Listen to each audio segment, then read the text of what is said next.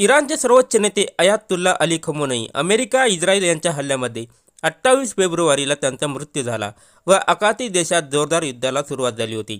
4 महिन्यांनी अंत्यसंस्कार सुरू आहेत.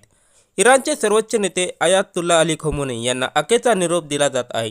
इराणची राजधानी तेहरानमध्ये खमेनी यांना अखेरचा निरोप देण्यासाठी लाखो लोक जमले आहेत. अयातुल्ला अली खमेनी यांचा मृतदेह अंत्यदर्शनासाठी ठेवण्यात आला आहे. त्यांच्या शवपेटीच्या शेजारीच एक छोटी शिवपेटी ठेवण्यात आली आहे. त्या शिवपेटीत अयातुल्ला खमेनी यांची नात झहरा मोहम्मदी गोलापायोगान हिची आहे.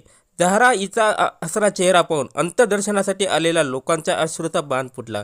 28 फेब्रुवारी रोजी अमेरिका इस्रायल यांच्या केलेल्या हवाई हल्ल्यामध्ये खमेनी यांच्यासह त्यांच्या कुटुंबातील इतर सदस्यांचाही मृत्यू झाला होता. अयातुल्ला अली खमेनी यांचे पार्थिव त्यांच्या मृत्यूनंतर सुमारे 4 महिने तेहरानमधील फॉरेन्सिक शवगृहातील आधुनिक शीतगृहात ठेवण्यात आले होते.